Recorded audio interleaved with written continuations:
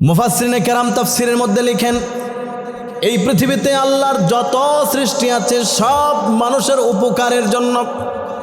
এমনকি পৃথিবীতে কীট পতঙ্গ, বিষাক্ত পোকামাকড়, সাপ বিচ্ছু যা কিছু আছে আল্লাহ তাআলা সব কিছু আমাদের কল্যাণের জন্য সৃষ্টি করেছেন, কিন্তু আমরা বুঝি না, কিন্তু আমরা সেটা জানি না। আল্লাহ বলেন, হুয়াল্লাযী খালাকা লাকুম মা ফিল আরদি জামিআ। মহান রব আল্লাহ হচ্ছেন তিনি, যিনি তোমাদের কল্যাণের জন্য সব বানিয়েছেন। যেমন একটা সাপ, বিষাক্ত একটা প্রাণী, এটাকে আল্লাহ রাব্বুল আলামিন আমার আপনার কল্যাণের জন্য বানিয়েছেন। এই আয়াতের তাফসীর পড়তে গিয়ে আমি গুগলের মধ্যে অনেক বিষয় সার্চ করে দেখেছি। এই পৃথিবীর মধ্যে প্রায় 3000 প্রজাতির সাপ আল্লাহ রাব্বুল আলামিন তৈরি করে রেখেছেন।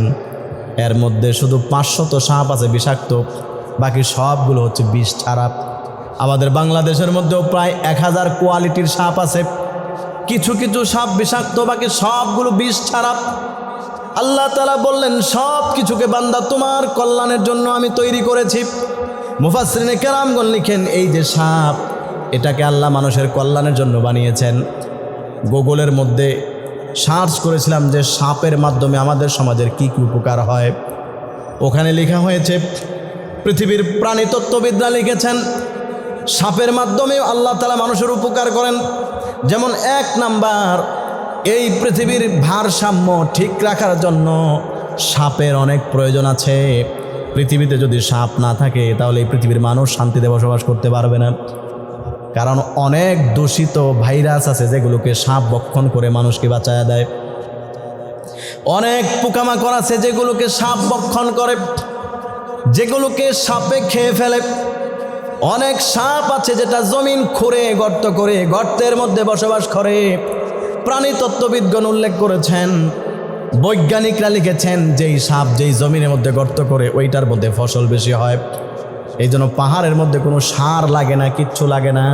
কলা গাছ, আম গাছ, জাম গাছ এত সুন্দর ফলন হয় যেটা অন্য কোথাও হয় না।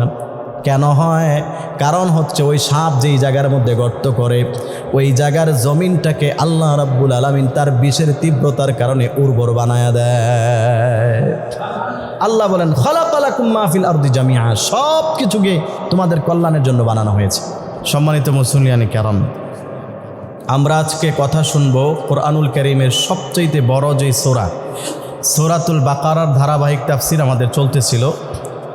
আমি আজকে আপনাদের সম্মুখে তিলাওয়াত করেছি 28 নম্বর আয়াত। আমরা 28 এবং 29 এই দুইটি আয়াতের তাফসীর শুনবো ইনশাআল্লাহ। আল্লাহ তাআলা আমাদের জন্য উপকারী হয় এমন কথা যেন জবান থেকে বের করে দেন। সকলে বলেন আমিন। আমরা ইতিপূর্বে আলোচনা শুনেছি, আপনারা যারা নিয়মিত তাফসীরের শ্রোতা আছেন আপনারা শুনেছেন যে আল্লাহ রাব্বুল আলামিন এই পৃথিবীর মানুষকে সর্বপ্রথম যে দাওয়াত দিয়েছেন কোরআনুল কারীমে, সেটা হচ্ছে, হে পৃথিবীর মানুষ সকল, তোমরা আল্লাহ তাআলার একত্ববাদ, আল্লাহ তাআলার ইবাদত বন্দেগী করো। ইয়া আইয়ুহান নাস উ'বুদু রাব্বাকুমুল্লাযী খালাকাকুম, যিনি তোমাদেরকে সৃষ্টি করেছেন সেই রবের ইবাদত বন্দেগী করো, আল্লাহর সাথে কাউকে শিরিক করো না। এটা হলো পৃথিবীর সর্বপ্রথম নিষেধ কোরআনের। সূরা বাকারার শুরুতেই 20 নম্বর আয়াতে আল্লাহ তাআলা যেটা করেছেন। এরপরেও পৃথিবীর যারা কাফের, যাদের মধ্যে ঈমান নাই, তারা অনেকেই আল্লাহর কোরআন অস্বীকার করে।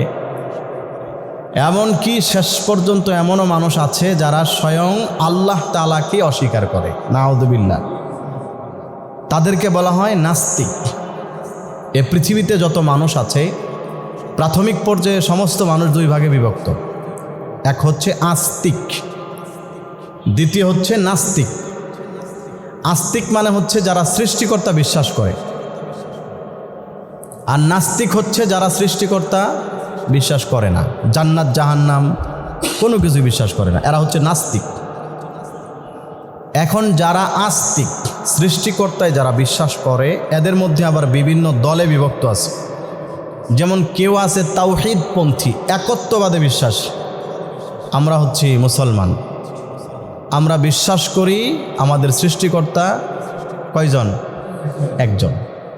আমরা হচ্ছি একত্ববাদে বিশ্বাসী, তারাই জান্নাতি। আবার কিছু আস্তিক আছে, তারা বহুত্ববাদে বিশ্বাসী। যেমন ইহুদিরা, তারা কিন্তু নাস্তিক না। আমাদের অনেকের একটা ভুল ধারণা আছে যে অমুসলিম হইলে নাস্তিক হয়। না, সব অমুসলিম নাস্তিক না, আবার সব মুসলমানও আস্তিক না, এটা বুঝতে হবে ভালো করে। যারা হিন্দু অমুসলিম কাফের, ওরা কি সৃষ্টিকর্তা বিশ্বাস করে না? বিশ্বাস করে। তারা সৃষ্টিকর্তা বিশ্বাস করে, জান্নাত জাহান্নাম সব বিশ্বাস করে, কিন্তু পদ্ধতিটা ভুল। তারা আল্লাহকে পাওয়ার জন্য গাছের পূজা করে, মাছের পূজা করে, সূর্যের পূজা করে। তার মানে তারা হচ্ছে বহুত্ববাদে বিশ্বাসী, এই জন্য তাদেরকে বলা হয় মুশরিক, কিন্তু তারা নাস্তিক না। আবার ইহুদি যারা, খ্রিস্টান যারা, তারাও কিন্তু আল্লাহকে বিশ্বাস করে, তারাও কিন্তু আল্লাহর প্রেরিত কিতাব বিশ্বাস করে, নবী রাসূলদেরকে বিশ্বাস করে, কিন্তু পদ্ধতি ভুল। মনের সাথে যেটা মিলছে সেটা মানছে, যেটা মিলে নাই সেটাকে হত্যা করে ফেলছে। এমনকি নিজের মনের সাথে মিলে নাই নবীদেরকে পর্যন্ত মেরে ফেলছে, হত্যা করে ফেলছে। তাহলে বোঝা গেল ইহুদি হইলেই নাস্তিক হয় না। নাস্তিক কারা? নাস্তিক হচ্ছে যারা আল্লাহকেই মানে না, যারা বলে আল্লাহ বলতে কিচ্ছু নাই। বর্তমান পৃথিবীতে এটার প্রভাব বেশি। এক সময় পৃথিবীতে নাস্তিক কম ছিল, এখন নাস্তিক বেশি। আমাদের বাংলাদেশের মধ্যে অনেক বড় বড় শিক্ষিত, বড় বড় নামদারি শিক্ষিত আছে, কিন্তু নাস্তিক। ওরা দেখবেন আল্লাহর অস্তিত্বে অবিশ্বাস করে, আল্লাহকে মানে না। আল্লাহ তাআলা সেই সমস্ত মানুষদেরকে লক্ষ্য করে বলছেন, আয়াতের অর্থগুলো খেয়াল করেন। قال الله تعالى كيف تكفرون بالله وكنتم أمواتا فأحياكم ثم يميتكم ثم يحييكم ثم إليه ترجعون। আমার ভাইরা, আল্লাহ রাব্বুল আলামিন বলেন, ও পৃথিবীর মানুষেরা, কাইফা তাকফুরুনা বিল্লাহ, তোমরা কিভাবে আল্লাহর সাথে কুফরি করো। আল্লাহ তাআলা আশ্চর্য হয়ে প্রশ্ন করতেছেন, আমি আল্লাহর এত এত নিয়ামত রাজি দেখার পরেও, আমি আল্লাহ তাআলার হাজার হাজার সৃষ্ট জীব, আমি আল্লাহর হাজার হাজার প্রমাণ, আমি আল্লাহ আছি, এটা দেখার পরেও তোমরা কিভাবে আল্লাহকে অস্বীকার করো? কোন যুক্তিতে আল্লাহকে অস্বীকার করো? আল্লাহ বলেন, ওয়া কুনতুম আমওয়াতা, প্রকৃতপক্ষে তোমরা সবাই ছিলে মৃত।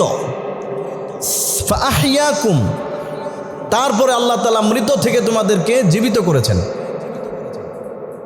সুম্মা ইউমিতুকুম, তারপরে সেই জীবিত থেকে তিনি আবার তোমাদেরকে মৃত করবেন। সুম্মা ইউহয়িকুম, তারপরে সেই মৃত থেকে তোমাদেরকে আবার তিনি জীবিত করবেন।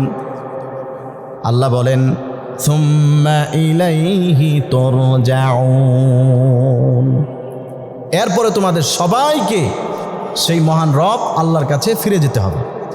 দেখেন আল্লাহ তাআলা কত সুন্দরভাবে মানুষকে বোঝাচ্ছেন, দাওয়াত দিচ্ছেন।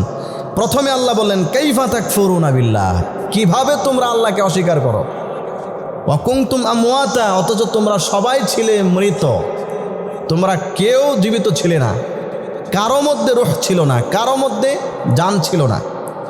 ফাআহইয়াকুম, অতঃপর সেই আল্লাহই তোমাদেরকে জীবিত করছেন। এগুলোর তাফসীর আপনাদেরকে শোনাবো। আল্লাহ বলেন, এই যে জীবিত করছেন, আমরা এখন পৃথিবীতে আছি, এখন সবার জন্য নির্দিষ্ট একটা সময় আছে, একটা হায়াত আছে। হায়াত যখন শেষ হবে, আল্লাহ বলেন, সুম্মা ইউমিতুকুম, তারপর তোমাকে আবার মেরে ফেলা হবে। প্রথম যেরকম তোমার মৃত্যু ছিল ওইভাবে তোমাকে আবার মৃত্যু দেওয়া হবে। এখন মরার পরে যখন তোমাকে কাফন দাফন করা হবে, কবরের মধ্যে তোমরা থাকবা, হাজার হাজার বছর কবরে থাকবে মৃত অবস্থায়। কবরে থাকার পরে যখন কিয়ামত হবে, সুম্মা ইউহয়িকুম, আল্লাহ বলেন তারপরে তোমাকে আবার সেখানে জীবিত করা হবে, জীবিত করে ওই হাসরের মাঠে উঠানো হবে।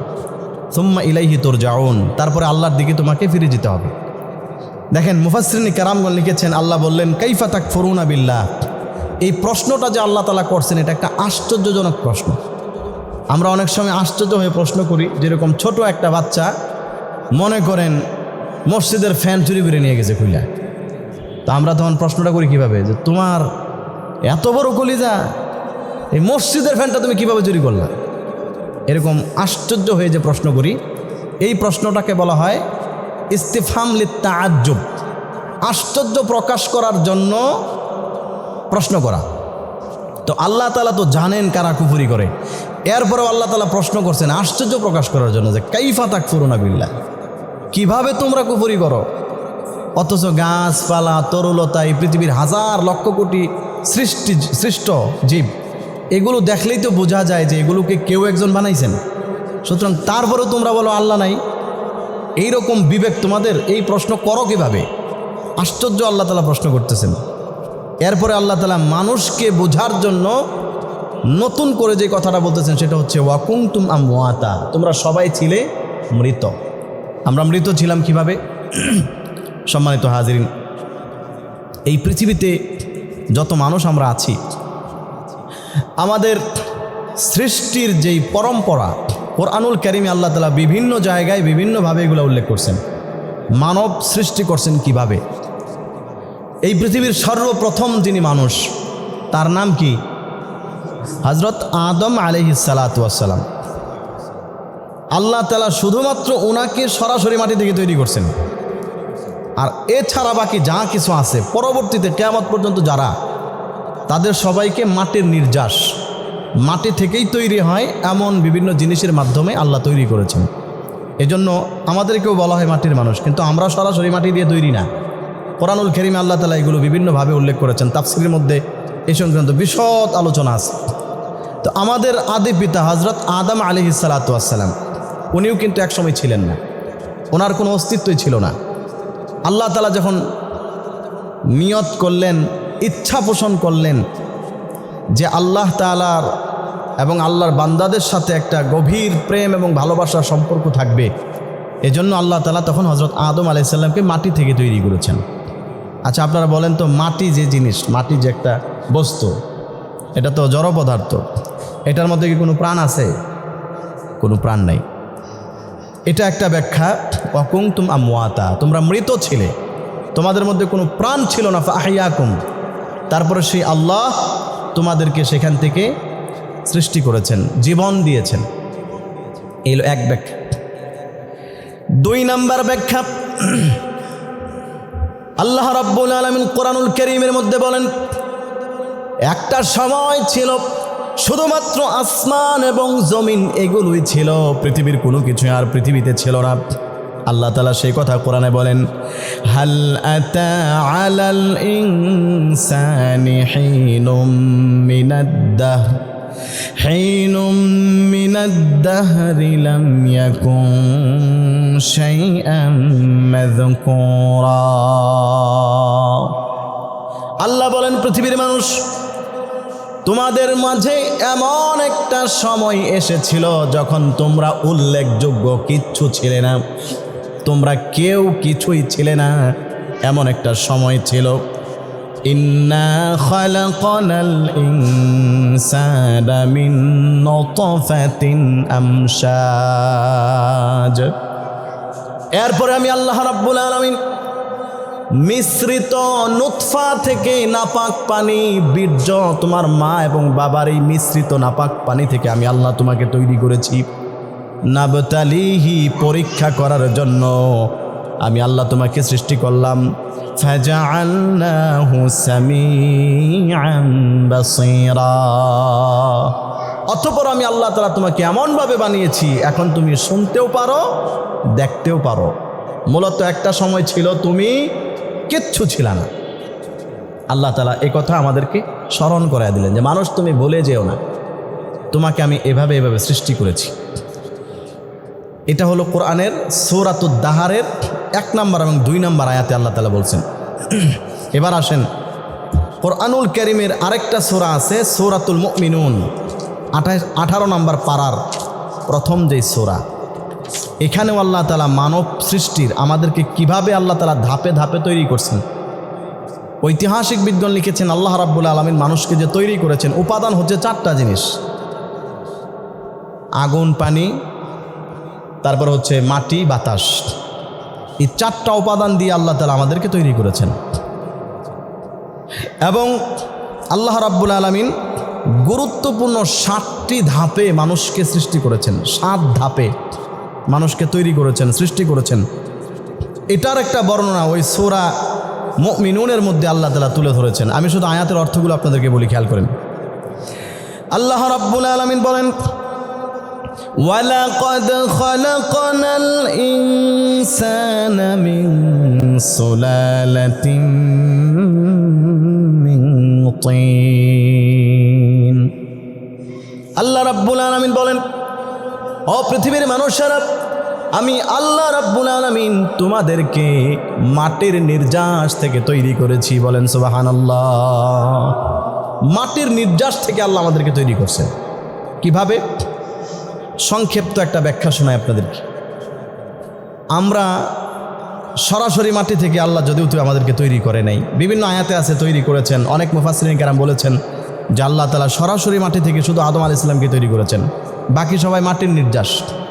অর্থাৎ এই পৃথিবীতে একজন মানুষ তৈরি হওয়ার পিছনে অন্যতম যে বিষয়গুলো বা যেই বস্তুগুলো আল্লাহ তাআলা ব্যবহার করেছেন, এর মধ্যে একটা বস্তু হচ্ছে এর পরের আয়াত, সেটা খেয়াল করেন। 1 নম্বরে আল্লাহ বলেন তোমাদেরকে মাটির নির্যাস থেকে, মিন সুলালাতিন মিন তিন। সুলালাতুন শব্দের অর্থ হচ্ছে নির্যাস। একটা জিনিসকে নিংড়ানোর পরে, চিপার পরে যেরকম রস বের হয়, নির্যাস বলে এটাকে। আল্লাহ বলেন মাটির চিপে ওই মাটির নির্যাস থেকে তোমাদেরকে আমি তৈরি করেছি। এরপরে আল্লাহ বলেন, সুম্মা জাআলনাহু নুতফাতান ফি ক্বারারিন মাকিন।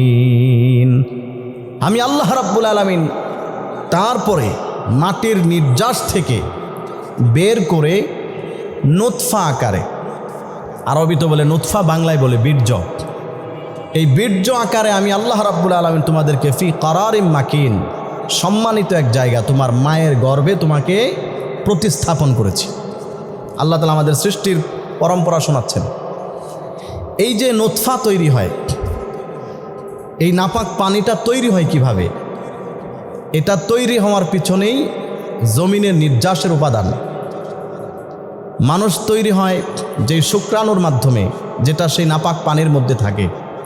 এই শুক্রাণুটা তৈরি হয় খাবারের মাধ্যমে। আর এই যত খাবার আমরা ভক্ষণ করি, সহজ ব্যাখ্যা, এই সব খাবার জমিন থেকে উৎপাদন হয়। ভাত, গম, আটা, রুটি, চাল যা খান সব জমিন থেকে। মাছ জমিন থেকে।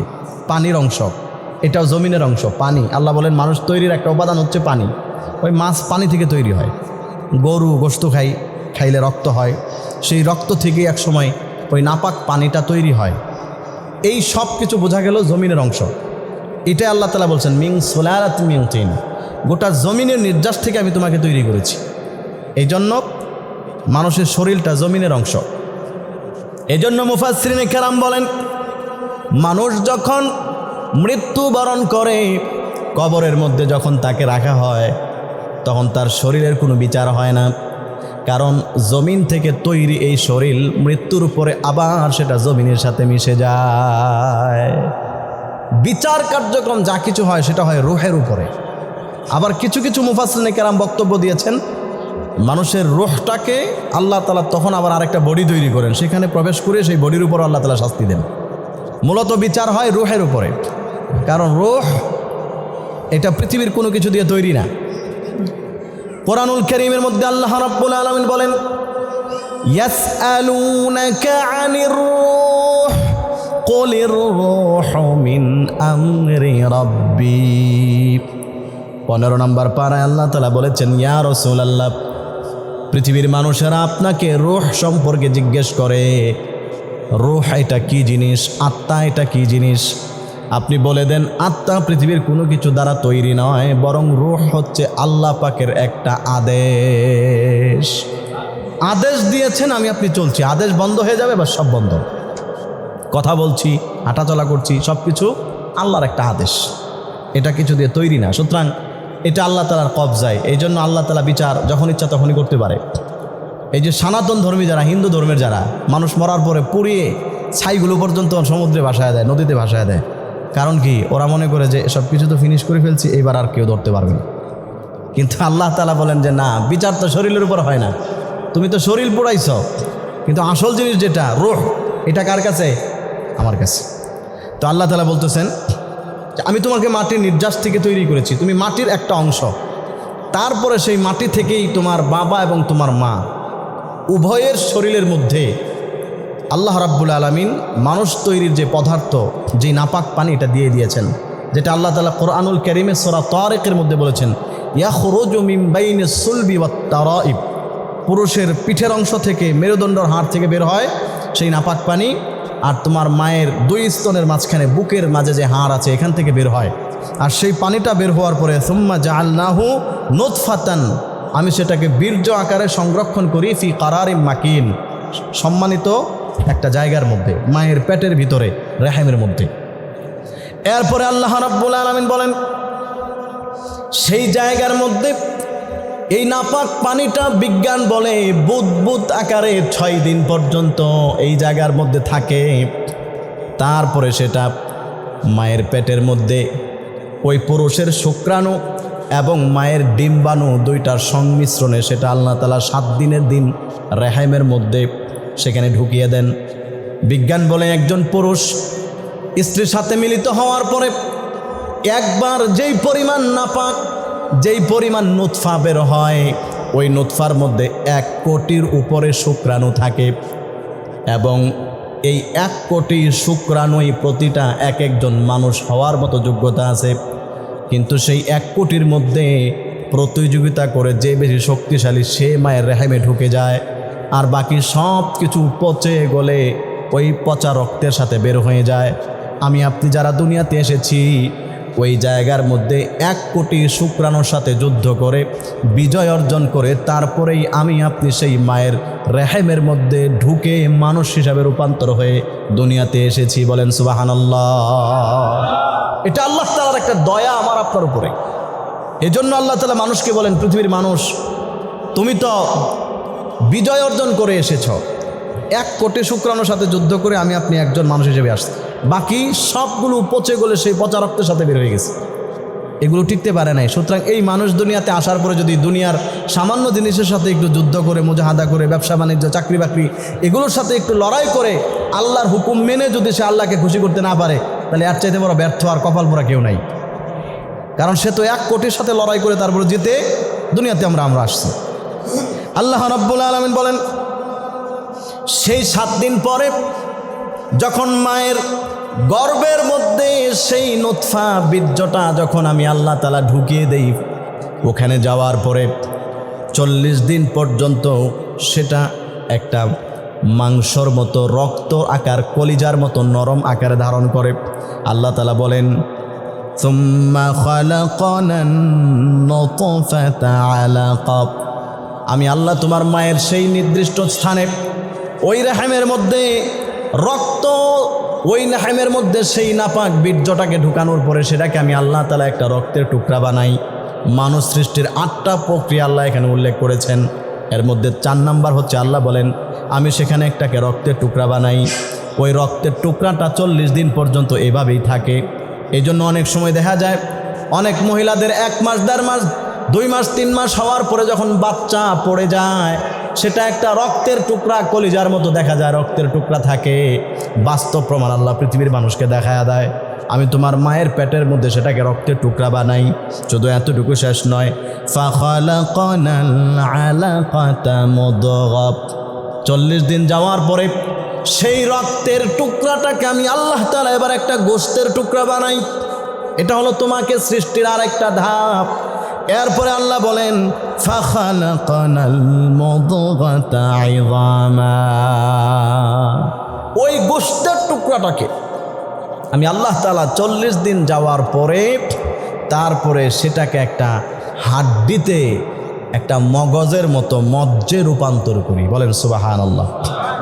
আল্লাহ রাব্বুল আলামিন বলেন ফাকাসাউনাল ইযামা লাহমা, 40 দিন পর্যন্ত এই হাড্ডিটা এভাবেই থাকে, তারপরে সেই হাড্ডির উপরে আমি আল্লাহ কভার লাগাই। কভার আমরা যেরকম এই পিলারের মধ্যে প্রথমে রড দেই, তার উপরে বিভিন্ন ইটের শক্রি, তারপরে সিমেন্টের মশলা, বালি দিয়ে কভার লাগাই। আল্লাহ বলেন ফাকাসাউনাল ইযামা লাহমা, বান্দারে তোমার মায়ের পেটের মধ্যে আমি সেই হাড্ডিগুলোকে রডের মতো সেই জিনিসগুলোকে গোশতের আবরণ দিয়ে লেপ দিয়ে দিলাম। শুধু এতটুকু শেষ নয়, সুম্মা আনশানাহু খালকান আখার, তারপরে আমি আল্লাহ রাব্বুল আলামিন তোমাকে একটা পরিপূর্ণ সৃষ্টি বানিয়ে দিলাম। বলেন সুবহানাল্লাহ। হাদিসের মধ্যে আছে, নবীজি বলেন এইভাবে হইতে হইতে কমপক্ষে 4 মাস লাগে। 4 মাস লাগে। এর মধ্যে 3 মাস পর্যন্ত সেই টুকরাটা ছেলে নাকি মেয়ে, পৃথিবীর কোনো যন্ত্র সেটাকে আবিষ্কার করতে পারে না, পৃথিবীর কোনো যন্ত্র সেটাকে ধরতে পারে না। আমি আল্লাহ তাআলা ওইটাকে 4 মাস পরে যখন মানুষে রূপান্তর করি, তখন আমার জিব্রাইল আলাইহিস সালাতু ওয়াস সালাম ওই মানুষটার মধ্যে আমি আল্লাহর আদেশ রূহ তিনি ফুঁক দিয়ে দেয়। আর যখন জিব্রাইল ফুৎকার দিয়ে যখন সেই গোশতের টুকরার মধ্যে রূহটা ঢুকায়া দেয়, তখনই ওই সন্তানটা তার মায়ের পেটের মধ্যে নাড়াচাড়া শুরু করে দেয়। বলেন সুবহানাল্লাহ। আল্লাহ বলেন বান্দা আমি তোকে এভাবে বানিয়েছি, তারপরে তুই আমি আল্লাহকে অস্বীকার করিস। কাইফা তাকফুরুনা বিল্লাহ, তুমি কিভাবে অস্বীকার করো আল্লাহ তাআলাকে, অথচ আমি আল্লাহ তাআলা তোমাকে এভাবে বানিয়েছি, স্তরের পর স্তর। এরপর আল্লাহ বলেন ফাতাবারাকাল্লাহু আহসানুল খালিকিন, আল্লাহ তাআলা কত উত্তম সৃষ্টিকারী। বলেন সুবহানাল্লাহ। পৃথিবীর কেউ এত সুন্দর করে কোনো কিছু তৈরি করতে পারে না, আমি আল্লাহ তোমাকে এভাবে সৃষ্টি করলাম। এরপরে আল্লাহ রাব্বুল আলামিন বলেন সুম্মা ইন্নাকুম বা'দা যালিকা লামাইতুন, বান্দারে তারপরে তোমরা সবাই আবার মারা যাবে। মায়ের পেট থেকে দুনিয়াতে আসলাম, দুনিয়াতে কেউ আমরা চিরদিন থাকবো না। কি বলেন, থাকবো? আমরা কেউ চিরদিন থাকবো না, এটা আল্লাহ বলেন। নির্দিষ্ট একটা হায়াত আমি আল্লাহ তোমাকে দিয়েছি। বান্দা তুমি যখন মায়ের পেটের মধ্যে আসছো, ওই 4 মাস পরে আল্লাহ তাআলা কি কি কাজ করেছেন হাদিসের মধ্যে আছে। আল্লাহ রাব্বুল আলামিন সেই 4 মাস পরে প্রথমে জিব্রাইলকে দিয়ে ফু দিয়ে ওই মানুষটার মধ্যে রূহ তৈরি করেছেন গোশতের টুকরার মধ্যে। তারপরে আল্লাহ তাআলা তার ভাগ্য নির্ধারণ করেছেন। তারপরে আল্লাহ তাআলা সে কি সৌভাগ্যবান নাকি হতভাগ্য এটা নির্ধারণ করেছেন। তারপরে সে কবে মারা যাবে ওই হায়াত আল্লাহ তাআলা মায়ের পেটে নির্ধারণ করে দিয়েছে। এই 4টা কাজ আল্লাহ রাব্বুল আলামিন হাদিসের মধ্যে আছে ওই মানুষ পেটে থাকা অবস্থাতেই 4 মাস যখন হয় তখনই আল্লাহ তাআলা নির্ধারণ করে ফেলেছেন। আর এই কথাটা আল্লাহ বলতেছেন সুম্মা ইন্নাকুম বা'দা যালিকা লামাইতুন, যখন তুমি দুনিয়াতে আসবে তারপরে তুমি মারা যাবে। কারণ দুনিয়াতে যখন এসে গেছি, সুতরাং মৃত্যু বাধ্যতামূলক। এই জন্য দুনিয়াতে আসাটাই মরার একটা কারণ। যেহেতু দুনিয়াতে আইসে গেছে, এখন বাঁচার কোনো পথ নাই, মরতেই হবে। সুতরাং ছোটো বাচ্চাও যদি জন্ম হয় 1 ঘন্টা পরেও যদি মারা যায়, তাকে মৃত্যুর স্বাদ গ্রহণ করতে হয়, মরতে হয়। তাহলে দুনিয়াতে আসাটাই মৃত্যুর একটা কারণ। এরপরে আল্লাহ বলেন সুম্মা ইন্নাকুম ইয়াউমাল কিয়ামাতি তুবআসুন, তারপরে তোমাদেরকে কিয়ামতের দিন আবার পুনরুত্থান করা হবে। দুনিয়া থেকে মরে গেলা যে মানে সব কিছু শেষ তা কিন্তু নয়, বরং সুম্মা ইন্নাকুম ইয়াউমাল কিয়ামাতি তুবআসুন, কিয়ামতের দিন তোমাদেরকে আবার আল্লাহর সামনে দাঁড়াইতে হবে। এখানে একটা জিনিস খেয়াল করেন, এই কথাটাই কিন্তু আল্লাহ তাআলা এই আমরা প্রথম যে আয়াত তিলাওয়াত করেছি, এখানে আল্লাহ তাআলা বলছেন মানুষ তুমি আল্লাহকে কিভাবে অস্বীকার করো, অথচ তোমরা মৃত ছিলা, তোমাদেরকে জীবিত করেছেন। তার মানে ওই মৃত বীর্য থেকে আল্লাহ আমাদেরকে জীবিত রূপদান করেছেন। এরপরে আল্লাহ বলেন সুম্মা ইউমিতুকুম, আবার তোমাকে মৃত্যু দেওয়া হবে। আমরা সবাই মরে যাব, মরে গেলাম, পচে গেলে সব শেষ না। আল্লাহ বলেন সুম্মা ইউহয়িকুম, তারপরে আবার তোমাকে জীবিত করব, আবার জীবিত করা হবে। সুম্মা ইলাইহি তুরজাউন, তারপরে আল্লাহর কাছে তোমাকে নিয়ে যাওয়া হবে। তার মানে হাসরের মাঠে নেওয়া হবে, সেখানে বিচার কার্যক্রম করা হবে। ভালো হলে জান্নাতি, খারাপ হলে জাহান্নামী। সুতরাং তোমরা আল্লাহকে অস্বীকার করবে না। যারা নাস্তিক, এদের একটা যুক্তি হচ্ছে যে আমরা আল্লাহ তাআলাকে কখনো দেখি নাই, সুতরাং বিশ্বাস করব না। কিন্তু আল্লাহ তাআলা কোরআনে আরও অনেক জায়গায়, এখানে তো আমরা একটা আয়াত শুনলাম, আরও বিভিন্ন জায়গায় মানুষকে কিভাবে তৈরি করছেন, মানুষ যেন এগুলো অবিশ্বাস যেন না করে, এই জন্য এই কথাগুলো তাদেরকে বুঝাইছেন।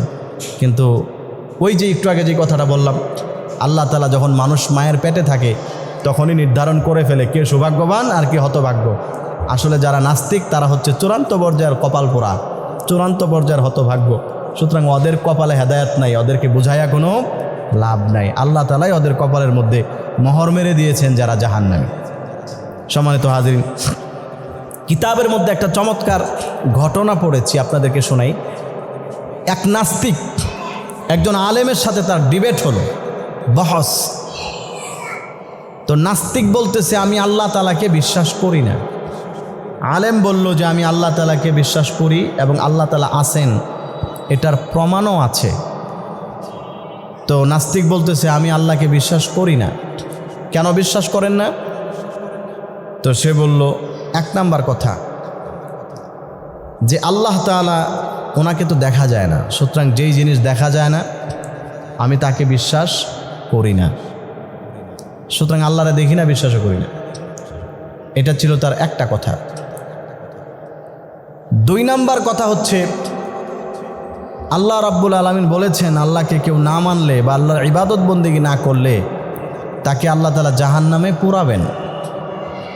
আমার প্রশ্ন হচ্ছে, মানুষ হচ্ছে মাটির তৈরি, জিন জাতি হচ্ছে আগুনের তৈরি, তাহলে জিনদেরকেও আল্লাহ তাআলা জাহান্নামে দিবে আল্লাহ কোরআনে বলেছেন। তাহলে আগুনকে আগুন দিয়ে পোড়াইলে সমস্যা কোথায়? জিন জাতি আগুনের তৈরি, জাহান্নামও আগুনের তৈরি, সুতরাং আগুনকে আগুনের মধ্যে পোড়াইলে তো কোনো সমস্যা নেই। সুতরাং এটা একটা অবাস্তব কথা মনে হয়, এই জন্য আমি আল্লাহকে মানি না। সে সব কিছু যুক্তিতে বিশ্বাস করে। তখন সেই আলেম তাকে প্রশ্নগুলোর উত্তর দেওয়ার জন্য উনিও একটা কৌশল অবলম্বন করলেন। কারণ সব মানুষকে আপনি যুক্তি দিয়ে বোঝাইতে পারবেন না বা দলিল দিয়ে বোঝাইতে পারবেন না। কিছু কিছু মানুষ আছে তাদেরকে দলিল দিলে বোঝে না, তাদেরকে দরকার হয় অন্য কিছু, যেরকম যুক্তি দরকার হয়, কখনো শাসনের দরকার হয়, কখনো মাইট দিতে হয়, তাহলে গিয়ে বোঝে। কোরআন হাদিসের দলিল দিলে বোঝে না। তো সে আলেম পাশে একটা ইট পাইছে, ইট, ওই ইট হাতের মধ্যে নিয়ে ওর মাথার মধ্যে একটা মারছে জোরে, এমন জোরে দিছেন ও তো চিৎকার চেঁচামেচি করতেছে। তো আলেমে বলল, কি ব্যাপার, আপনি এত চিৎকার করতেছেন কেন? তো নাস্তিক বলতেছে আমি চিৎকার করতেছি এই কারণে আমার খুব ব্যথা লাগতেছে। তো আলেম বলল, আরে কি ব্যাপার, ব্যথাটা কোথায়? তো সে দেখাইলো যেই জায়গার মধ্যে মারছে, ঘাড়ের মধ্যে, যে ভাই এখানে খুব ব্যথা। উনি বলতেছে কই ব্যথা তো ভাই দেখি না। না ভাই বিশ্বাস করেন অনেক ব্যথা, চিল্লাচিল্লি করতেছে। তো সে আলেম বলতেছে যে আপনার মূলনীতি হচ্ছে, আপনার বক্তব্য হচ্ছে যেই জিনিস দেখি না ওইটা বিশ্বাস করি না, এবং যেই জিনিস দেখা যায় না ওইটা আসলে নাই। তাহলে আপনি যে বলতেছেন আপনার শরীরে ব্যথা করতেছে, আসলে ব্যথা বলতে কিচ্ছু নাই। তো নাস্তিক চিল্লাচিল্লি করতেছে যে আমার যে কী ব্যথা এটা আমি তোমার কেমনে বুঝাবো, আমার তো অনেক ব্যথা হইতেছে কিন্তু দেখাইতে পারতেছি না। আলেম তখন বললেন, ঠিক আল্লাহ রাব্বুল আলামিনও আছেন কিন্তু তোমাকে দেখানো যাবে না, তিনি আছেন কিন্তু তাকে দেখা যায় না। তখন সে মাথা নত করলো যে আসলে তো তাহলে কথা ঠিক, অনেক কিছু পৃথিবীতে এমন আছে যেটা আছে কিন্তু দেখা যায় না, যেমন আমার ব্যথা আছে কিন্তু দেখা যায় না। তারপরে দ্বিতীয় প্রশ্ন ছিল তোমার, তুমি আল্লাহকে এই কারণে মানো না যে আগুনের তৈরি জিন জাতিকে যদি জাহান্নামে জ্বালানো হয় তাহলে জিনদের কোনো ক্ষতি হবে না, কারণ জিন জাতি হচ্ছে মাটি আগুনের তৈরি, সুতরাং আগুনকে আগুন দিয়ে পোড়াইলে কোনো কষ্ট হবে না। তাহলে আল্লাহ তাআলা কোরআনে যা বলছে এগুলো মিথ্যা কথা, নাউজুবিল্লাহ। তো সে আলেম বলল, তোমার এই বক্তব্য যদি সত্য হয়ে থাকে তাহলে আমি যে তোমাকে একটু আগে মারছি এই কথাটাও সত্য না, তুমি আসলে কোনো ব্যথাই পাও নাই। তো সে বলতেছে না আমি অনেক ব্যথা পাইছি। তো আলেম বলতেছে আপনি ব্যথা কেমনে পাইছেন? আমি তো আপনাকে মারছি ইট দিয়া। তো সে বলতেছে আপনি ইট দিয়ে মারছেন দেখেই তো ব্যথাটা পাইছি, ইট তো অনেক শক্ত জিনিস। তো আলেম বলতেছে যে আপনি কিসের তৈরি? মাটির তৈরি। তাহলে ইট কিসের তৈরি? মাটির তৈরি। তাহলে তো হিসাব বরাবর সোজা, মাটির তৈরি জিনিসকে তো মাটি দিয়ে মারলে ব্যথা পাওয়ার কথা না, তাহলে আপনি ব্যথা পাইছেন কেমনে? ইটও মাটির তৈরি, আপনিও মাটির টিস্যু তৈরি, সুতরাং মাটি দিয়ে মারলে তো ব্যথা পাওয়া যায় না। এটা হলো আপনার থিওরি, আপনার মূলনীতি। তাহলে আল্লাহ তাআলাও জাহান্নাম তৈরি করছেন আগুন দিয়া, আবার আল্লাহ তাআলা জিন জাতিকে তৈরি করছেন আগুন দিয়া, তুমি মাটির যেরকম ওই মাটির তৈরি ইট দিয়ে মারার কারণে ব্যথা পাইছো, ঠিক তেমনিভাবে ওই আগুনের তৈরি জিনজাতিকেও ওই আল্লাহর আগুনের তৈরি জাহান্নামের মধ্যে নিলে তারা ওইরকম কষ্ট পাবে, কারণ একটা চাইতে আর একটা শক্তিশালী এরকম আছে। তখন সে বিশ্বাস করতে বাধ্য হলো যে আসলেই আল্লাহ রাব্বুল আলামিন আছেন। এরকম অসংখ্য ঘটনা আছে। যাও তুমি যাও, বাসায় যাও, এলাবিব পরে নিয়ে যাও, যাও যাও যাও বাসায় যাও। এই যে সবাই মারবে কিন্তু এখন অবস্থা। যাই হোক, যেই কথা বলতেছিলাম, আল্লাহ তাআলা এটাই বুঝাইতেছেন পৃথিবীর মানুষকে যে কাইফা তাকফুরুনা বিল্লাহ, তোমরা কিভাবে আল্লাহকে অস্বীকার করো, অথচ একসময় তোমরা কিছুই ছিল না, সেখান থেকে আল্লাহ তোমাদেরকে তৈরি করেছেন। সর্বশেষ যে আয়াতটা, সংক্ষিপ্ত কয়েকটা কথা ওইটা বলি, ওইখানে শেষ। আমার ভাইয়ারা, আল্লাহ রাব্বুল আলামিন পরের আয়াতে বলেন, তাহলে শোনো এবার আল্লাহ কে। আল্লাহ তার পরিচয় দিচ্ছেন। আল্লাহ রাব্বুল আলামিন বলেন, হুয়াল্লাযী খালাকা লাকুম মা ফিল আরদি জামিআ সুম্মা ইসতাওয়া ইলাস সামাই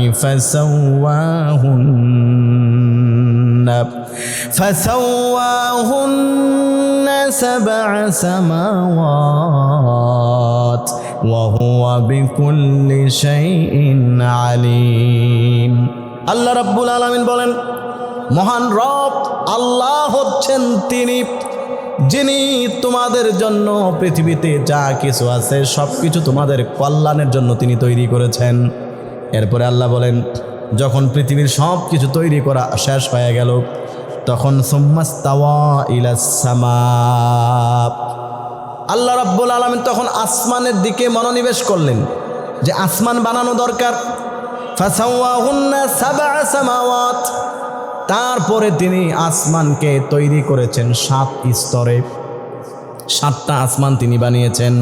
ওয়া হুয়া বিকুল্লি শাইইন আলীম, আর আল্লাহ রাব্বুল আলামিন তিনি সব কিছু জানেন। বলেন সুবহানাল্লাহ।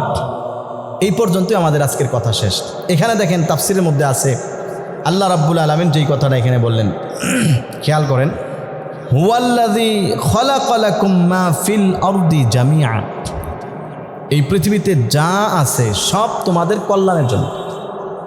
হাদিসের মধ্যে আছে খুলিকতুম লিল্লাহ, ও পৃথিবীর মানুষেরা তোমাদেরকে আল্লাহর জন্য সৃষ্টি করা হয়েছে, আর পৃথিবীতে যা কিছু আছে সব কিছু তোমাদের কল্যাণের জন্য সৃষ্টি করা হয়েছে। মুফাসসিরিনে কেরাম তাফসিরের মধ্যে লিখেন, এই পৃথিবীতে আল্লাহর যত সৃষ্টি আছে সব মানুষের উপকারের জন্য। এমনকি পৃথিবীতে কীট পতঙ্গ, বিষাক্ত পোকামাকড়, সাপ বিচ্ছু যা কিছু আছে আল্লাহ তাআলা সব কিছু আমাদের কল্যাণের জন্য সৃষ্টি করেছেন, কিন্তু আমরা বুঝি না, কিন্তু আমরা সেটা জানি না। আল্লাহ বলেন, হুয়াল্লাযী খালাকা লাকুম মা ফিল আরদি জামিআ, মহান রব আল্লাহ হচ্ছেন তিনি, যিনি তোমাদের কল্যাণের জন্য সব বানিয়েছেন। যেমন একটা সাপ, বিষাক্ত একটা প্রাণী, এটাকে আল্লাহ রাব্বুল আলামিন আমার আপনার কল্যাণের জন্য বানিয়েছেন। এই আয়াতের তাফসীর পড়তে গিয়ে আমি গুগলের মধ্যে অনেক বিষয় সার্চ করে দেখেছি। এই পৃথিবীর মধ্যে প্রায় 3000 প্রজাতির সাপ আল্লাহ রাব্বুল আলামিন তৈরি করে রেখেছেন। এর মধ্যে শুধু 500 সাপ আছে বিষাক্ত, বাকি সবগুলো হচ্ছে বিষ ছাড়া। আমাদের বাংলাদেশের মধ্যেও প্রায় 1000 কোয়ালিটির সাপ আছে, কিছু কিছু সাপ বিষাক্ত, বাকি সবগুলো বিষ ছাড়া। আল্লাহ তাআলা বললেন, সব কিছুকে বান্দা তোমার কল্যাণের জন্য আমি তৈরি করেছি। মুফাসসিরিনে কেরামগণ লিখেন, এই যে সাপ, এটাকে আল্লাহ মানুষের কল্যাণের জন্য বানিয়েছেন। গুগলের মধ্যে সার্চ করেছিলাম যে সাপের মাধ্যমে আমাদের সমাজের কী কী উপকার হয়। ওখানে লেখা হয়েছে, পৃথিবীর প্রাণীতত্ত্ববিদরা লিখেছেন, সাপের মাধ্যমে আল্লাহ তাআলা মানুষের উপকার করেন। যেমন 1 নাম্বার, এই পৃথিবীর ভারসাম্য ঠিক রাখার জন্য সাপের অনেক প্রয়োজন আছে। পৃথিবীতে যদি সাপ না থাকে তাহলে এই পৃথিবীর মানুষ শান্তিতে বসবাস করতে পারবে না, কারণ অনেক দূষিত ভাইরাস আছে যেগুলোকে সাপ ভক্ষণ করে মানুষকে বাঁচায়া দেয়। অনেক পোকামাকড় আছে যেগুলোকে সাপ ভক্ষণ করে, যেগুলোকে সাপে খেয়ে ফেলে। অনেক সাপ আছে যেটা জমিন খুঁড়ে গর্ত করে গর্তের মধ্যে বসবাস করে। প্রাণীতত্ত্ববিদগণ উল্লেখ করেছেন, বৈজ্ঞানিকরা লিখেছেন, যেই সাপ যেই জমিনের মধ্যে গর্ত করে ওইটার মধ্যে ফসল বেশি হয়। এই জন্য পাহাড়ের মধ্যে কোনো সার লাগে না, কিচ্ছু লাগে না। কলা গাছ, আম গাছ, জাম গাছ এত সুন্দর ফলন হয় যেটা অন্য কোথাও হয় না। কেন হয়? কারণ হচ্ছে ওই সাপ যেই জায়গার মধ্যে গর্ত করে ওই জায়গার জমিনটাকে আল্লাহ রাব্বুল আলামিন তার বিষের তীব্রতার কারণে উর্বর বানায়া দেয়। আল্লাহ বলেন, খালাকালাকুম মা ফিল আরদি জামিআ, সব কিছুকে তোমাদের কল্যাণের জন্য বানানো হয়েছে। তো বিজ্ঞান বলে, প্রাণীতত্ত্ববিদগণ বলেন যে এই সাপ যখন গর্ত করে তখন এই গর্তের কারণে জমিনের মধ্যে অটোমেটিক সার তৈরি হয়, জমিনটা উর্বর হয়ে যায়, আর উর্বর জমিনের মধ্যেই ফসল বেশি হয়। সুবহানাল্লাহ বলেন। তাহলে এই প্রাণী একটা সাপ বিষাক্ত, বলেন তো আমাদের উপকার করতেছে না ক্ষতি করতেছে? উপকার করে। হয়তোবা মাঝে মধ্যে দুই একটা সমাজে ঢুকে যায়, মানুষকে কামড় দেয়, কিন্তু সচরাচর সাপ মানুষকে ক্ষতি করতে চায় না। অসংখ্য এরকম সাপ আল্লাহ তাআলা তৈরি করে জঙ্গলে ঝোপঝাড়ে ফালায় রাখছেন, যেগুলো আমার আপনার উপকার করে। তারপরে এই যে সাপ, এই সাপ যেই জায়গার মধ্যে গর্ত করে এই জায়গার মধ্যে গাছের শিকড় বেশি করে জন্ম হয়, সুতরাং গাছগুলো শক্তিশালী হয়, ঝড় তুফানে ভেঙে পড়ে না।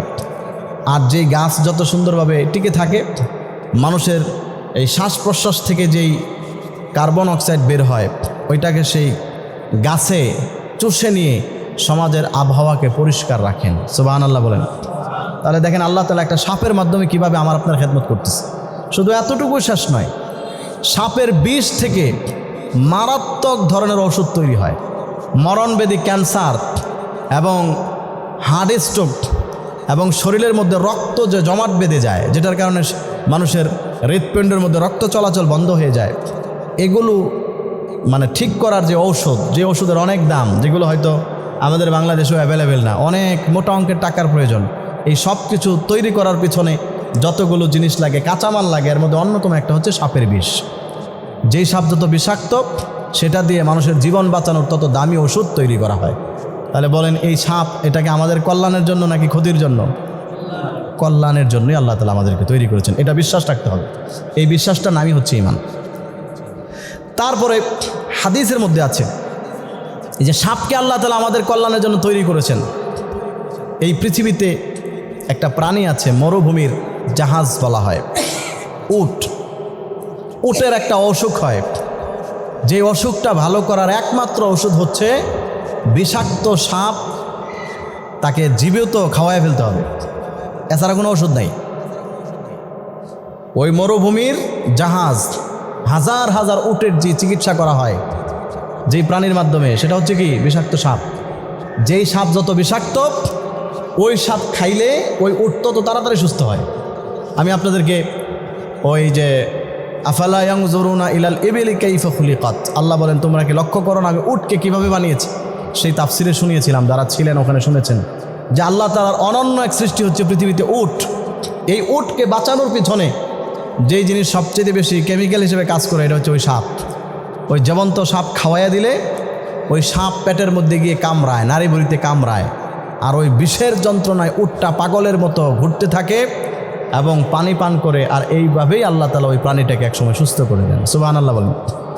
এবং আরও মজার বিষয় হচ্ছে ওই সাপে যখন আস্তা সাপ মুখের ভিতরে গিলাইয়া দেওয়ার পরে, খাওয়াইয়া দেওয়ার পরে, আপনারা নেটেও সার্চ করলে পাবেন উটের কেমনে সাপ খাওয়ায়, হাঁ করাইয়া মুখের ভিতরে ঢুকাইয়া দেয়, এরকম অনেক ভিডিও আছে দেখবেন ইউটিউবে।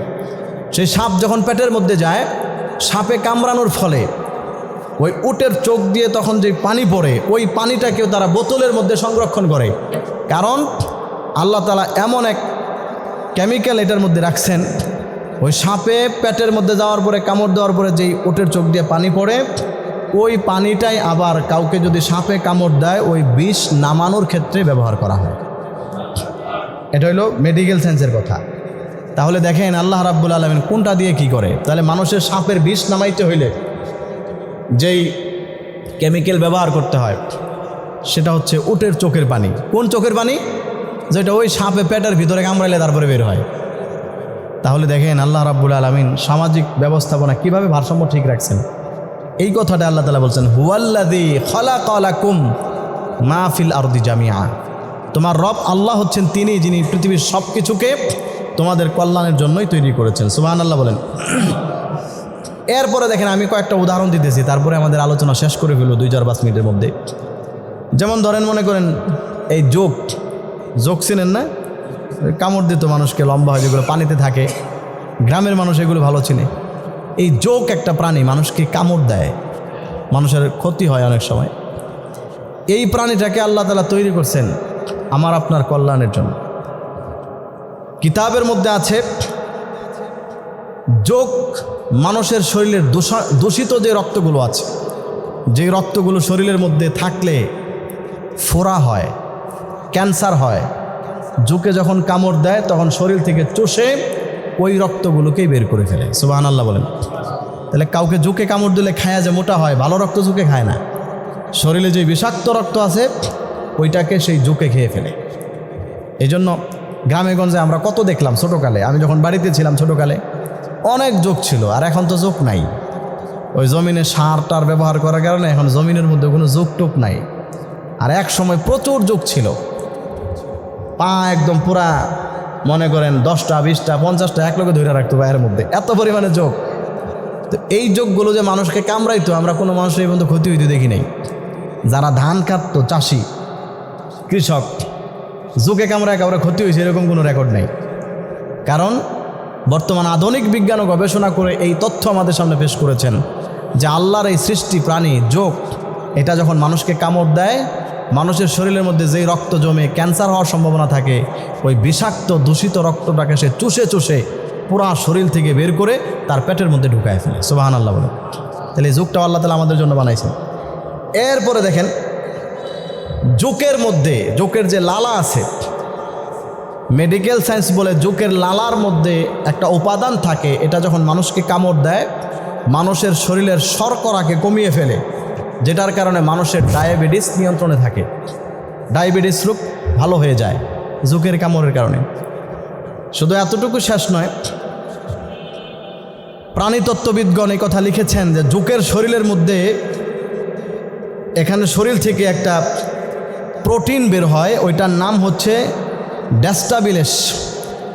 এটা এত দামি, এটা মানুষের শরীরের মধ্যে যখন ঢুকে কামড় দেওয়ার কারণে, তখন মানুষের শরীরের মধ্যে যত ধরনের জীবাণু আছে সমস্ত জীবাণুগুলোকে ধ্বংস করে ফেলে। তাহলে দেখেন এই একটা প্রাণী। আমি এই তথ্যগুলো শোনানোর উদ্দেশ্য হচ্ছে যে আল্লাহ তাআলা যে কোরআনে বলছেন পৃথিবীতে যা বানাইছি সব তোমার কল্যাণের জন্য, এই ছোট্ট একটা প্রাণী জোক, এটাকে আল্লাহ তাআলা বানাইছেন আমার আপনার কল্যাণের জন্য। শুধু এতটুকু শেষ নয়, মানুষ যখন প্যারালাইসিস হয়, স্ট্রোক করে হাত পা অবশ হয়ে যায়, তখন যে তাকে থেরাপি দেয়, ওই থেরাপি দেওয়ার পরে ওই জায়গাগুলো অবশ হয় কেন? রক্ত চলাচল বন্ধ হয়ে যায়। আমাদের শরীর সচল থাকে রক্তের কারণে। অনেক সময় মানুষের কারেন্টে শর্ট খায়, তখন হাত অবশ কেন? রক্ত চলাচল তখন বন্ধ হয়ে যায়, তার যে নার্ভগুলো আছে, রগগুলো আছে, এগুলো নষ্ট হয়ে যায়। তো এই জায়গাগুলো ঠিক করার জন্য তখন থেরাপি দেয়। যারা প্যারালাইসিস হয়, স্ট্রোক করে, এদেরকে থেরাপি দেওয়া হয়। ওই থেরাপি দেওয়ার পরে শরীরের মধ্যে যে ব্যথা হয় এবং যেই জায়গাগুলো রক্ত চলাচল বন্ধ থাকে, এই জায়গার মধ্যে যদি যোগ বসায় দেওয়া হয়, উন্নত চিকিৎসা বিজ্ঞান বলে ওই যোগ বসানোর কারণে জোকে চুষে চুষে যত ব্যথা আছে সমস্ত ব্যথাকে নিরাময় করে ফেলে, এবং জোকের চোষার কারণে, কামড়ের কারণে এই জায়গার মধ্যে রক্ত চলাচল স্বাভাবিক হয়ে যায়। সুবহানাল্লাহ। তাহলে দেখেন এই যোগটাকে আল্লাহ তাআলা বানাইছেন আমার আপনার কল্যাণের জন্য। এরপরে দেখেন মশা মাছি কী পরিমাণ বিরক্ত করে আমাদেরকে। মশা, এই মশাকেও আল্লাহ তাআলা আমাদের উপকারের জন্য বানাইছেন। মশার কী কী উপকার আছে আমি এগুলো সব নেট থেকে, উইকিপিডিয়া থেকে তথ্যগুলো সংগ্রহ করেছি। এগুলোর উপকার কি আল্লাহ যে কোরআনে বলছেন, তাফসিরের মধ্যে আছে, হাদিসের মধ্যে আছে আমাদের উপকার। নবীজি বলেছেন দুনিয়ার সব কিছু তোমাদের জন্য বানানো হয়েছে, আর তোমাকে বানানো হয়েছে আল্লাহর জন্য। আমাকে আপনাকে বানানো হয়েছে কার ইবাদত করার জন্য? আল্লাহর জন্য। আর দুনিয়ার সব হচ্ছে আমার আর আপনার জন্য। তো এটার বাস্তবতা কতটুকু? তো খুঁজে দেখলাম যে বিজ্ঞানও এগুলো তারা স্বীকার করতে বাধ্য হয়েছে যে আসলেই তো কোরআনের কথা ঠিক। এই যে মশা উপকার কি কি? মশাকে আল্লাহ রাব্বুল আলামিন, সব মশার মধ্যে কিন্তু ক্ষতিকারক ব্যাকটেরিয়া থাকে না, কিছু কিছু মশার মধ্যে ক্ষতিকারক ব্যাকটেরিয়া থাকে, বাকি সবগুলোই ভালো। মশাকে আল্লাহ তাআলা বানাইছেন কেন? তো মশার মাধ্যমে যে উপকার হয় সেটা হচ্ছে মশা কিছু কিছু মাছের খাবার হয়, পোকামাকড়ের খাবার হয়, আবার মশা কিছু পাখির খাবার হয়। আপনারা গ্রামেগঞ্জে দেখবেন যে জায়গার মধ্যে মাছের ফিশারি আছে, রাতের বেলা দেখবেন একটা বড় লাল লাইট ধরে রাখে। পুকুরের মাঝখানে দেখবেন লাইট দেওয়া। আমি অনেক দিন মাহফিলে যাই বিভিন্ন জায়গায়, গ্রামে গঞ্জে শীতকালে দেখি লাইট জ্বালানো থাকে। যে লাইট জ্বালানোর কারণ কি? পরে দেখি যে লাইট যে জায়গায় জ্বালাইছে অনেক মশা ওই জায়গায় গিয়ে ভেন ভেন ভেন ভেন করে আর ঘুরে ঘুরে পানিত পড়ে আর মাছ এগুলো খায়। ওইগুলো খাওয়ার দ্বারা কি হয়, মাছের শরীরের মধ্যে ক্ষতিকারক যত ব্যাকটেরিয়া থাকে, যেই মাছ খাইলে মানুষের ক্ষতি হতে পারে, আল্লাহ তাআলা ওই মশা খাওয়ার মাধ্যমে মাছকে ওই রোগ থেকে সুস্থ করে দেন। সুবহানাল্লাহ। তাহলে দেখেন আল্লাহ তাআলা কীভাবে মানুষের কোন দিক দিয়ে কীভাবে কাজ করতেছেন এই প্রাণীকে দিয়ে। এরপরে আরেকটা বিষয় যেটা উল্লেখ করা হয়েছে, এটা আমি পড়ার সময় খুব মজা লাগছে এবং হাসছি কতক্ষণ, যে মশার মাধ্যমে আল্লাহ তাআলা পৃথিবীর অসংখ্য মানুষের কর্মসংস্থানের ব্যবস্থা করছেন। কিভাবে? দেখেন আমরা মশা মারার জন্য কি ব্যবহার করি? কয়েল। তারপরে কি আছে? অ্যারোসল, মশারি। আচ্ছা, এই মশা যদি না থাকতো তাহলে কি এই কোম্পানিগুলো থাকতো? কয়েলের কোম্পানি থাকতো দুনিয়াতে? তাহলে এই কয়েল ফ্যাক্টরির মাধ্যমে কত হাজার হাজার মানুষের খাবারের ব্যবস্থা আল্লাহ তাআলা করতেছেন। ওটা কিসের উসিলায়? বলেন কিসের উসিলায়? মশার উসিলায়। মশা যদি না থাকতো কয়েল কেউ কিনতো না, কয়েলের ফ্যাক্টরিও থাকতো না। আল্লাহ তাআলা বলেন ওই মশারে বানাইছি, ও তোমার কামড় দেয় যেন তুমি কয়েল কিনো। আর ওই কয়েল বানানোর জন্য ফ্যাক্টরি তৈরি হলো, মশার কয়েল বানানোর জন্য মেশিন তৈরি হলো, মশার কয়েল বানানোর জন্য শত শত শ্রমিক কাজ করতেছে পৃথিবীতে, হাজার হাজার মানুষ কাজ করতেছে। এই যে মশারি বানাইতেছে আমাদের মসজিদের আশেপাশে তো কত মশারি, এই যে ভুইয়া ক্লথ স্টোর দেখেন সারাদিন এই 2-3 জন শিলানিতে আছে মশারি, এই পাশে কয়েকটা আছে সারাদিন মশারি বানায়। তাহলে এই মশারিগুলো বানাইতেছে কেন? হাতির আক্রমণ থেকে বাঁচার জন্য? তাহলে কিসের জন্য? মশার আক্রমণ থেকে বাঁচার জন্য। তাহলে মশাই যদি না থাকে তাহলে মশারির আর কোনো দরকার নাই। আল্লাহ বলেন তাহলে এই মশারিওয়ালার খাবারের ব্যবস্থা হচ্ছে, শ্রমিকরা কাজ করতে মশারি সেলাইতেছে, সে বেতন পাইতেছে, কোম্পানি যারা বিক্রি করতেছে তাদের একটা আর্নিং হচ্ছে, টাকা পয়সা আসতেছে। ওইটা কিসের উসিলায়? মশার উসিলায়। তাহলে মশাটাকে বানাইছি তোমাদের কল্যাণের জন্য। এরকমভাবে প্রাণীতত্ত্ববিদগণ উল্লেখ করেছেন, সেটা হচ্ছে পরাগরেণুর যেই কাজ, গুরুত্বপূর্ণ একটা তথ্য, সেটা আল্লাহ তাআলা পৃথিবীর 2টা প্রাণীর মাধ্যমে করে থাকে, একটা হচ্ছে মশা আর একটা হচ্ছে মাছি। পরাগরেণু অর্থাৎ যেটাকে বলে পরাগায়নের দায়িত্ব। আমরা যত ফল খাই, আম খাই, জাম খাই, লিচু খাই, যাই খাই, আমরা মনে করি অনেক সময় যে ওই গাছের মধ্যে আম গাছ লাগাইলে মনে হয় আম হয়। না, সব গাছ থেকে আম হয় না। এজন্য গ্রামে গঞ্জে দেখবেন কত মানুষ পেঁপে গাছ লাগাইছে, বড় হয়ে গেছে কিন্তু পেঁপে হয় না।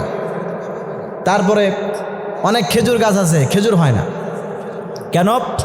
সেটা হচ্ছে মানুষের মধ্যে যেরকম স্বামী স্ত্রীর মিলন জরুরি হয়, ঠিক তেমনিভাবে যেই ফলগুলো আমরা ভক্ষণ করি, এই ফলগুলো খাওয়ার জন্য কিছু গাছ আছে পুরুষ, আবার স্বজাতীয় কিছু গাছের রস আছে, সেগুলো যখন ফুল আসে ওই ফুলের মধ্যে ঢুকাইতে হয়, নয়তো ওই গাছ থেকে কখনোই ভালো ভিটামিনযুক্ত ফল হয় না। যেমন আমরা আম খাই, আমের মুকুল যখন আসে ওই আমের মুকুলের মধ্যে পরাগরেণু বলে এটাকে, এটা দিতে হয়। আর ওই কাজটা কে করে? মশায় করে। ওই কাজটা কে করে? মশায়। প্রাণীতত্ত্ববিদগণ বলেন মশা কোন গাছেরটা কোন গাছে নিয়ে লাগাইলে তারপরে ফল হবে, ফলগুলো সুন্দর হবে, ওই যোগ্যতাটা আল্লাহ তাআলা মশার মধ্যে ফিট করে দিয়েছেন। এই জন্য মশা ঘুরে ঘুরে ওই পুরুষ গাছ যেখানে পাওয়া যায় বা যেটার রসটা আইনা মুখে করে, তখন ওই যে মহিলা গাছ যেটা বা যেখান থেকে ফল হবে আমাদের জন্য উপকারী ভিটামিনযুক্ত ফল, ওইটার যে মুকুল আছে ওইটার মধ্যে সে তার ঠোঁট দিয়ে আস্তে করে একটু লাগাইয়া দেয়। লাগানোর কারণে এই পুরা গাছের মধ্যে আল্লাহ তাআলা সুন্দর ফলের ব্যবস্থা করে দিতেছেন। সুবহানাল্লাহ। তাহলে দেখেন এই গুরুত্বপূর্ণ একটা কাজ করে কে? মশা। আর আমরা সবাই এই মশারে কি মাইডা মারি, সমস্যা নাই, তারপর মারা যায় যাচ্ছে। মানুষকে যারা সরাসরি ধ্বংসন করে, কামড় দেয়, হাদিসের মধ্যে আছে এগুলো মারা যায় যাচ্ছে। কিন্তু আমি যেটা বুঝাইতে চাইতেছি যে আল্লাহ রাব্বুল আলামিন এই সব কিছুকে তৈরি করেছেন আমাদের সকলের উপকারের জন্য। শুধু এতটুকুই নয় যে মাছি, ওই মাছি মানুষের উপকারের জন্য তৈরি হয়। বিজ্ঞান উল্লেখ করেছে যে মাছি যেই জায়গার মধ্যে বসে সেই জায়গার মধ্যে প্রথমে হাদিসের মধ্যে মাছি সংক্রান্ত তথ্য আছে, আলোচনা আছে। নবীজি বলেছেন কারো খাবারের মধ্যে যদি মাছি বসে তাহলে তোমরা মাছিকে ধরে খাবারের মধ্যে চুবাইয়া দাও, পুরা মাছিকে খাবারের মধ্যে ঢুকাইয়া দিবা। কেন?